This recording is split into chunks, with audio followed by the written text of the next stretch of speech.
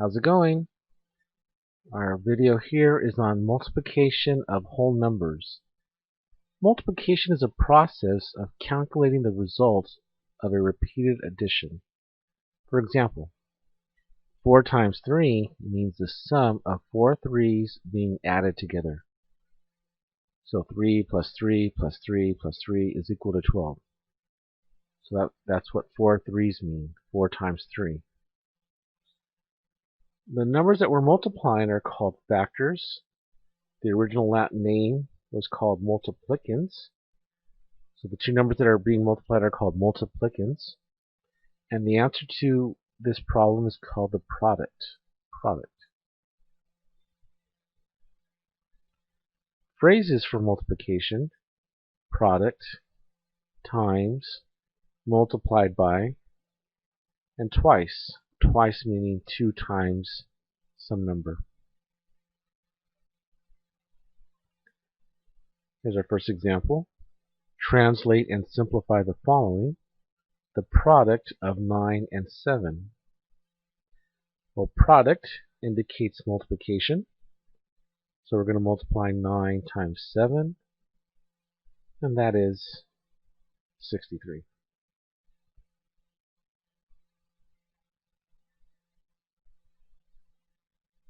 Okay, I've listed all the multiplication facts using the numbers 1 through 10. Probably everybody's okay with the 1s, so that's not necessary to write down. Maybe it's the 9s or the 8s that you have trouble with. You really just have to get those memorized to have success in math. 8 times 5 is 40, and 8 times 7 is 56. Write them down over and over, and it really will help to memorize these. Notice the patterns. Anytime you multiply a number using a 5, it ends in either a 0 or a 5. Or multiplying by 10, it ends in a 0. Look at the 9s. Well, if you look at the last number, 9, 8, 7, 6, 5, 4, 3, 2, 1. Oh, it goes down by 1 each time. How about the first number? Oh, it goes up by 1. Also, each number has the same number reversed. Like 27, here's 72. 36 is 63. 45 and 54. 18 and 81. If you put a 0 in front of this, 0, 9, and 90. Here's another interesting fact. Add the digits up. Add 1 and 8. What do you get if you add 1 and 8? 9. Add 2 plus 7. What do you get? 9 again. How about 3 and 6? Yes, I agree. Quite interesting. Okay, let's go on. Here's a multiplication table. You could find these online. It's really a good idea just to make your own multiplication table up. You might want to pause the video. At any time, you might always pause this video and write down the information that's on the screen and then click on play to keep going.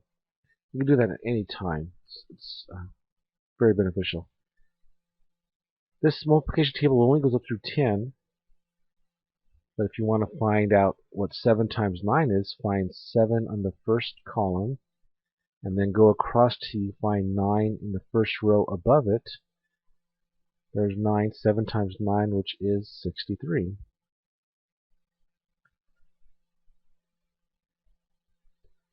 Okay, let's go on to the next slide. Here's our first property that we're going to talk about, the commutative property of multiplication. Notice that the order for multiplication does not matter. 4 times 10 is the same as 10 times 4.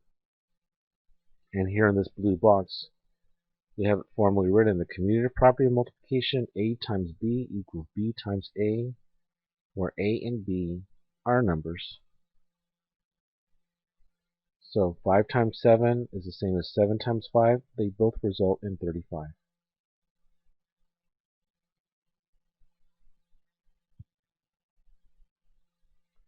Here's our next property, the multiplicative identity property. Multiplicative identity property. The number 1 is the identity for multiplication because for any number a times 1 equals a, and 1 times a equals a. So whenever you multiply a number by 1, you get the same number.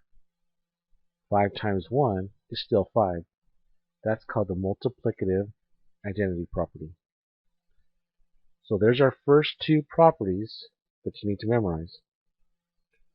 Let's go to the next page. Parentheses. Parentheses is a mathematical expression which indicates do inside first. Example. Here we have two problems, the same numbers, 5 times 2 times 3, but the parentheses in the problem on the left are around the last two numbers, and on the problem on the right, it's around the first two numbers. So if we do what's inside the parentheses, we're going to see if there's any difference. So 2 times 3 is 6, and then multiplying that by 5, the result is 30. The problem on the right, multiply the 5 times 2 first, 10, and then 10 times 3, still 30.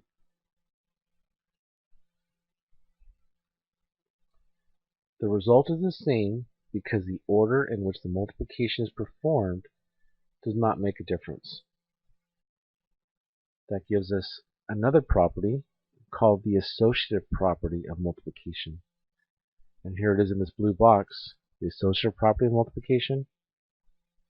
If we have a product involving three numbers, A, B, and C, in the same order, but the parentheses are in different positions, where A, B, and C are numbers, the result is the same.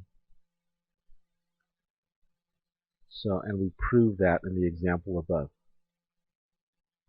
So 4 times 9 times 5 with the parentheses either around the last two numbers or the first two numbers, it's the same result. And that's called the associative property of multiplication.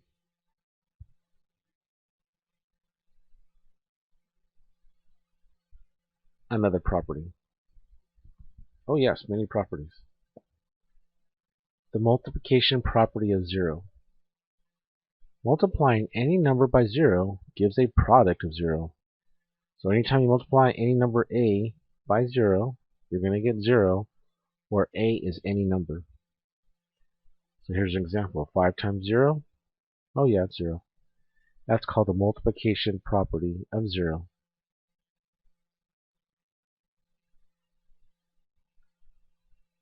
Another property.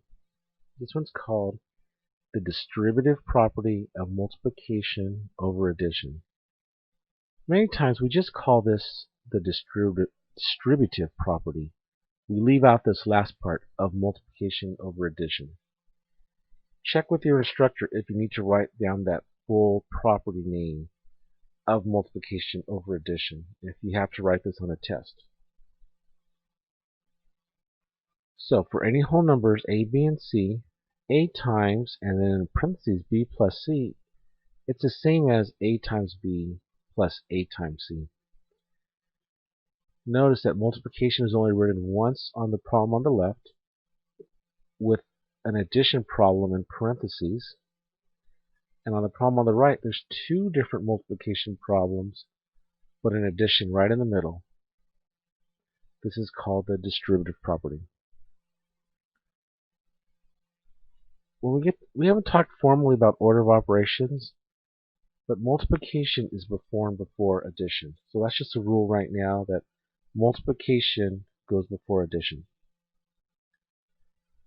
Okay, here's an example, and we're going to simplify each side. So we're going to work on the one on the left. 5 times 2 plus 3. Well, when you see parentheses, you know you have to do that first. You might want to pause the video, write down the problem before we work this out.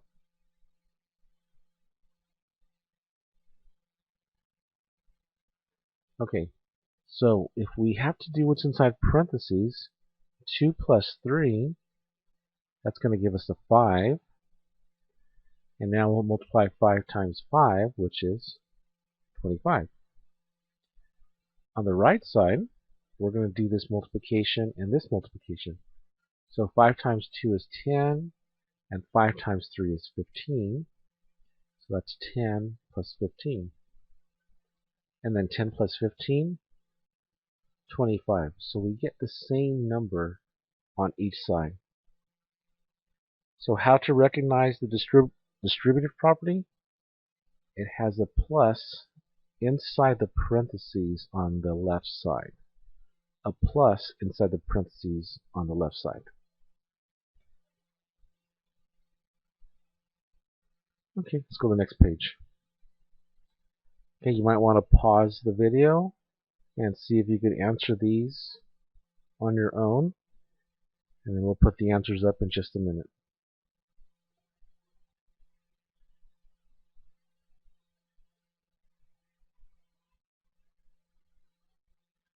Okay, what's the answer to A? 8 times 1 equals 8.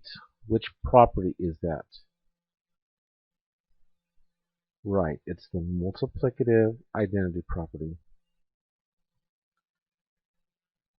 Now the second one. And you don't want to put like just a abbreviation MULT property, because that could be confused with, multiplication property of 0. So you want to write down the full name, multiplicative identity property.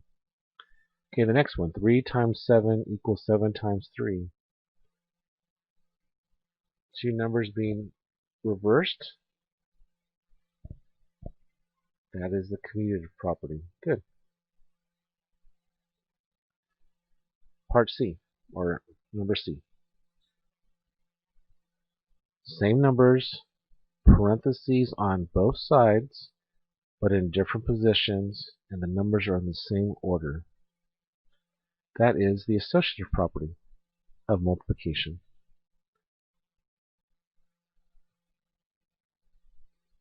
Three times 0 equals 0.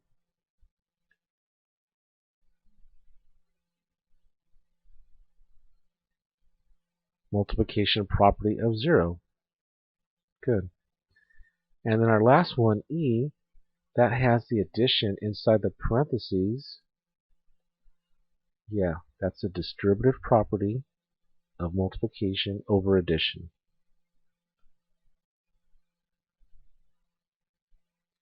Okay, let's go to the next page. Find the product of 36 and 7. Okay, so let's go through the process of multiplying this. First, write it vertically, aligning the ones column. So 36 and 7. We always put the larger number on top. It's easier to perform with the larger number on top. Now we're going to multiply the ones column, 6 times 7. So 6 times 7 is 42. We're going to write the 4 above the 3, and then the 2 below the 7 here. So 6 times 7 is 42. We're going to carry the 4 and bring down the 2. So 4 above the 3, 2 below here. The next step is we're going to multiply the 3 times 7. 3 times 7 is 21. And then add the number above. So 21 plus 4 is 25. That's going to go right there. 25. So that's our first answer, 252. Okay, here's our next problem. Again, you might want to pause the video and work on it on your own, or we're just going to go ahead and get right to it. 243 times 5. So we're going to multiply the first column here. 3 times 5 is 15. Carry the 1, bring down the 5. So the 1 above is 4, 5 below. So there's the 15. See, the 15 is still in order. The 1 is to the left of the 5. Now we're going to multiply the 4 times 5, which is 20. And then add this 1 above it, 21. So we're going to carry the 2, bring down the 1. So the 2 goes above this 2, and 1 below the 4. 21. And the next product is 2 times 5, which is 10. So 2 times 5 is 10, and then add the 2 above it, which is 12. So our answer is 1,215.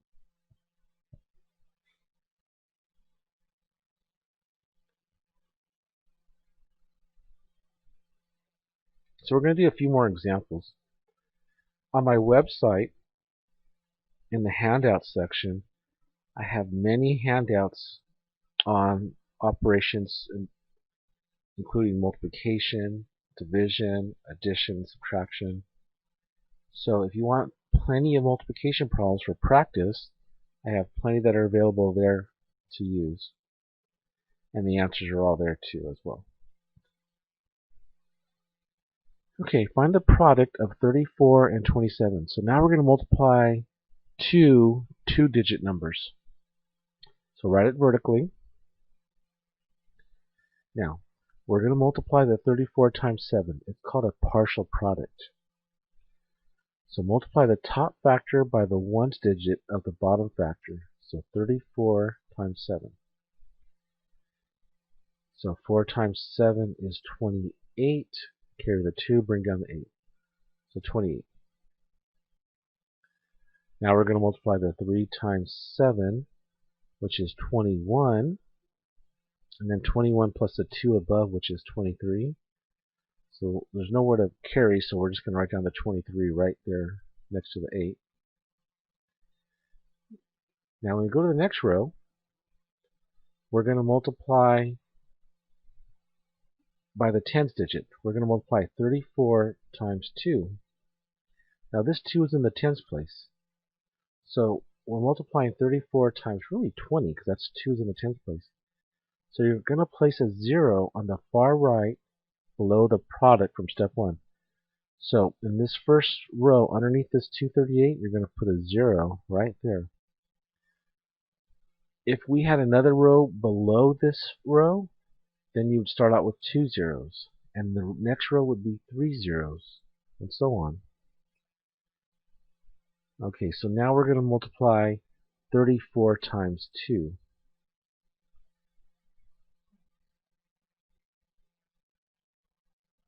Well, 4 times 2 is 8. But notice what we did is we crossed out that 2 just because we used that 2 earlier, but we don't want to confuse it with with our product now for the 34 times 2. So 4 times 2 is 8, so that's going to go right underneath this 3 after the 0. So 4 times 2 is 8, and then 3 times 2 is 6, and there's no number above it. This 2 is from earlier. Again, that 2 was from 4 times 7, which is 28, but we're not using it anymore. So what I like to do is cross it out or erase it, just so I don't get confused with the numbers that I carried over from the previous product. So 3 times 2 is 6, so we're going to put a 6 right underneath that 2. And now we could draw a line underneath these partial products and add 8, 11, carry the 1. That's going to be a 9 then. So the answer is 918.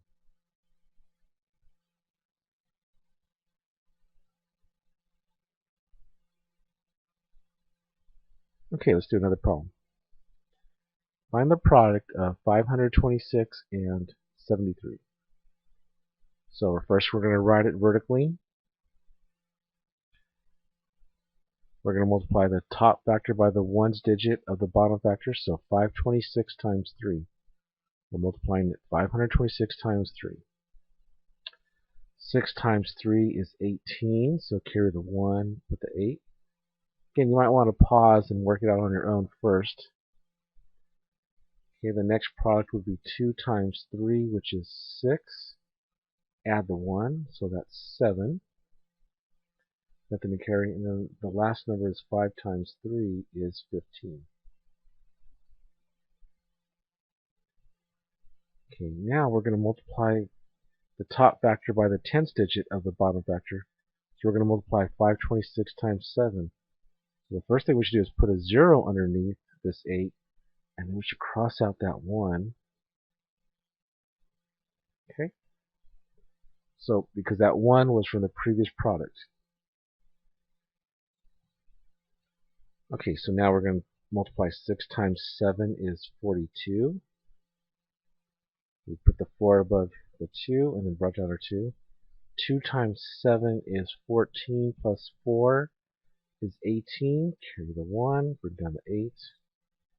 5 times 7 is 35 plus 1 is 36. Draw a line and add the columns from the partial products. 38,398.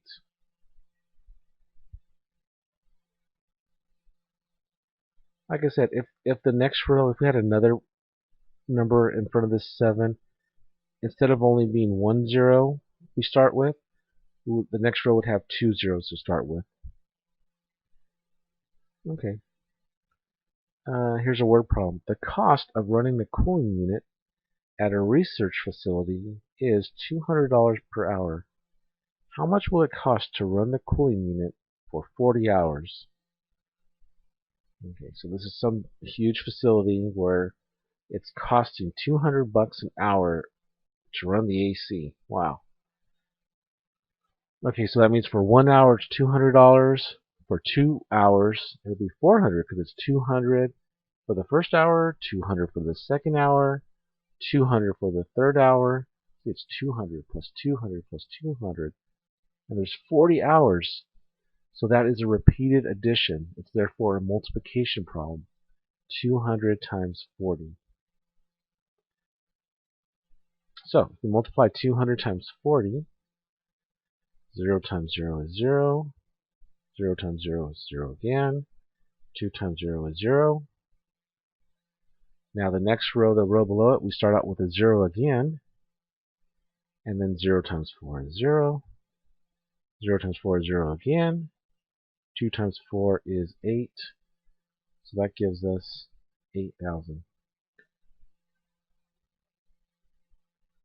Well, we could have done that quicker by just multiplying the 2 times 4. It's actually a little shortcut. Just multiply the numbers in front. This is only when the numbers end with zeros. Multiply the 2 times 4, which is 8, and then count the zeros at the end.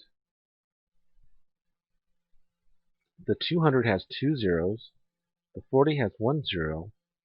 So the answer is an 8 with 3 zeros. You add up all the zeros, that's 3 zeros. 8 with 3 zeros. Save you a little bit of time writing down all those zeros. Here's another little product. Find the product of 1500 and 700. Well, let's use that little shortcut. Just multiply the 15 times the 7. So 5 times 7 is 35. 1 times 7 is 7, plus 3 is 10. And then count the zeros after each number. There's 2 for that number, the first number, 2 for the second number. Add that. 2 plus 2 is 4. So just write 4 zeros at the end of this number. 2, 3, 4. So remember, commas after every 3 places, so that gives us 1,050,000. That was definitely quicker than writing this first method with all the zeros. Okay, that's the end of this video. I'll see you here for the next one. Bye.